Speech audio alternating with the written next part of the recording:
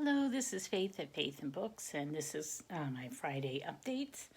Um, let's see, I finished reading Crocodile on the Sandbank by Elizabeth Peters. My first time reading Elizabeth Peters, and this is the first one in the Amelia Peabody series. And I thought it was good fun. It was really fun. I felt like the information about Egypt was accurate because I understand that the author was actually an archaeologist in Egypt. So I felt like all that was really interesting.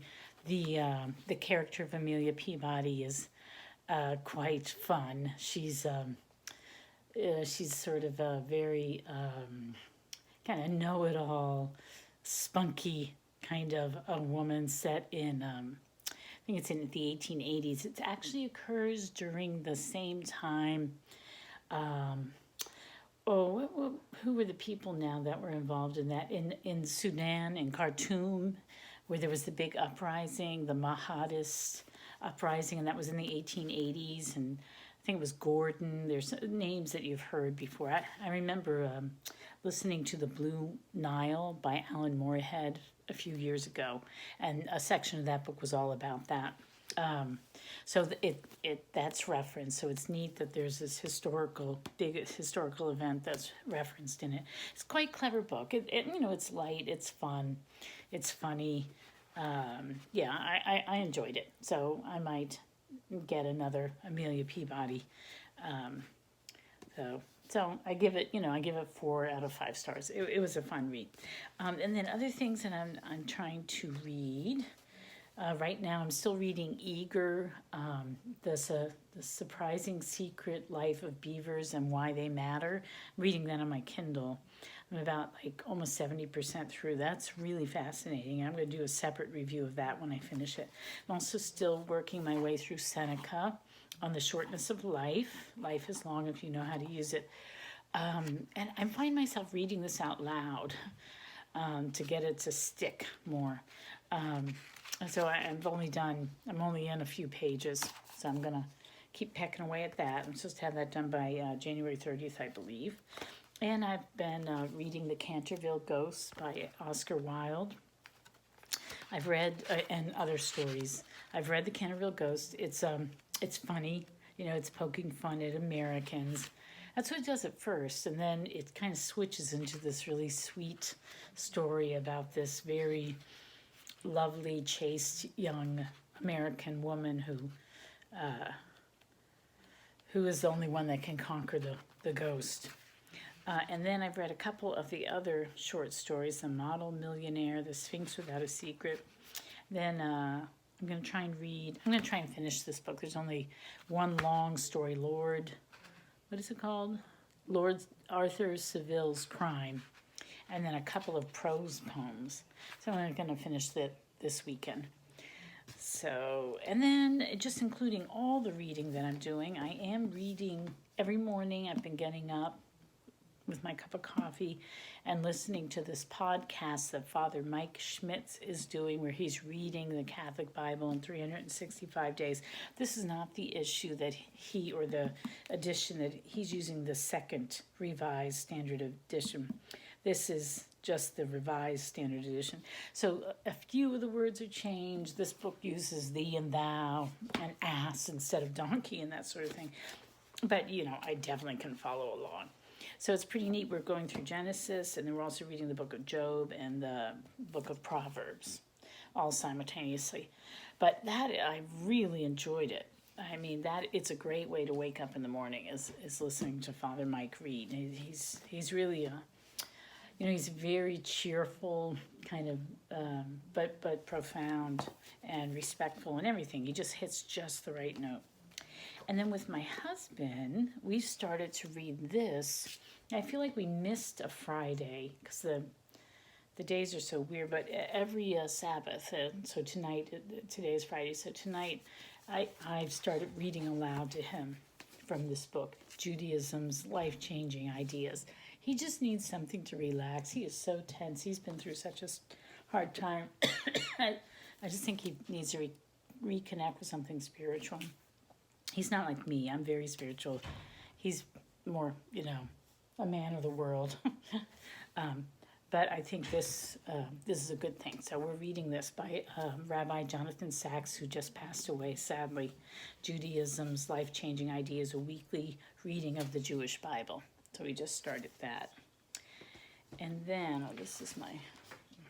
And then what happened was I was doing the 12 Days of Christmas in picture books, and I managed to get up a number of videos, just really short videos about each of the picture books each day as I gave it. But then I got sick a couple of days, and also I couldn't find one of the books. It got mislaid, and I couldn't find it anywhere. Then we found it the next day. But so just to catch up, and I'm not even sure if this is all of them, but this was for New Year's Day.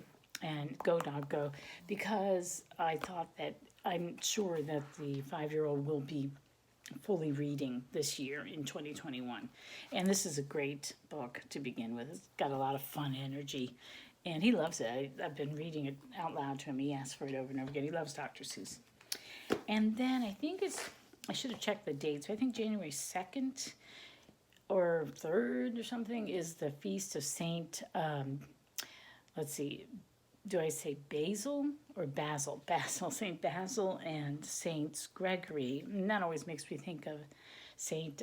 Basil in Moscow, and that made me think of Russia. And I thought, would you want to give a 5-year-old that had something to do with Russia? So I gave him this, Peter and the Wolf, and it's got a CD. Where is this CD? Oh, in the front. And we can listen to it. It's the Cincinnati Pops.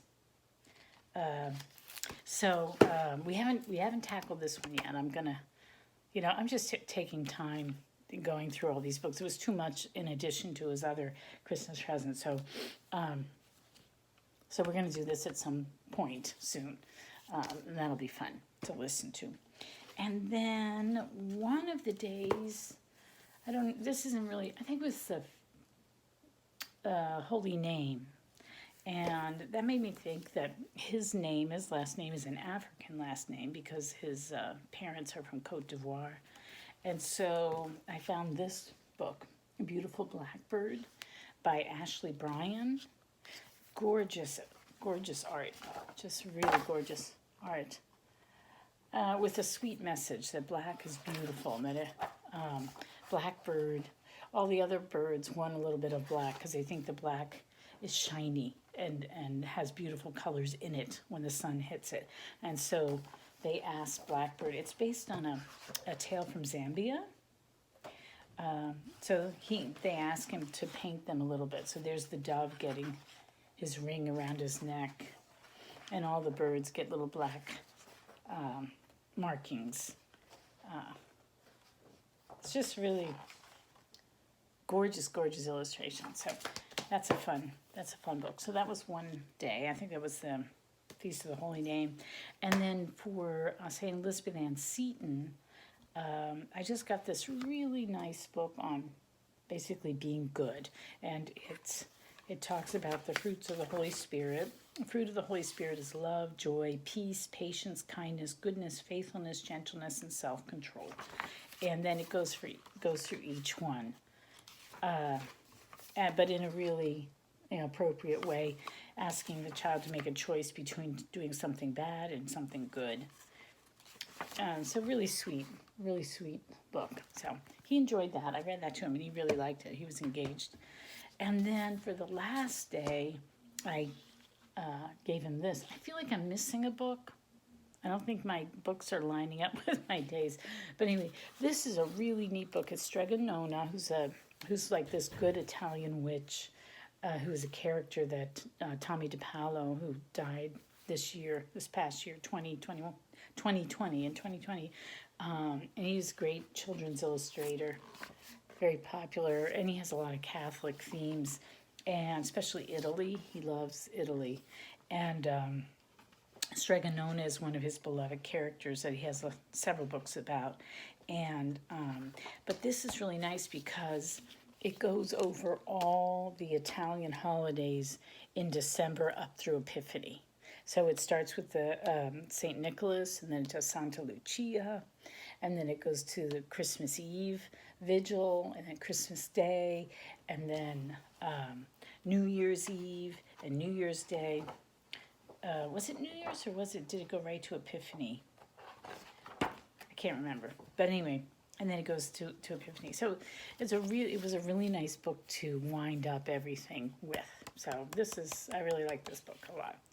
So that is it from me. I'm gonna, let's see, what else am I gonna read? I think I'm gonna focus on Eager right now and try and finish that one up. And I'm trying to figure out Goodreads. Somehow I clicked something on Goodreads that said that I already finished Eager, and I don't know how to undo it. So I don't know. I'm just bumbling. I just bumble. But I think that's all from me. Oh, and I did get to participate in Kate Howe's Victorian Zoom meeting last Sunday. So that was good. That was fun. So, all right. So that's it from me, and I will talk to you later, and I hope you are well, and happy reading. Bye.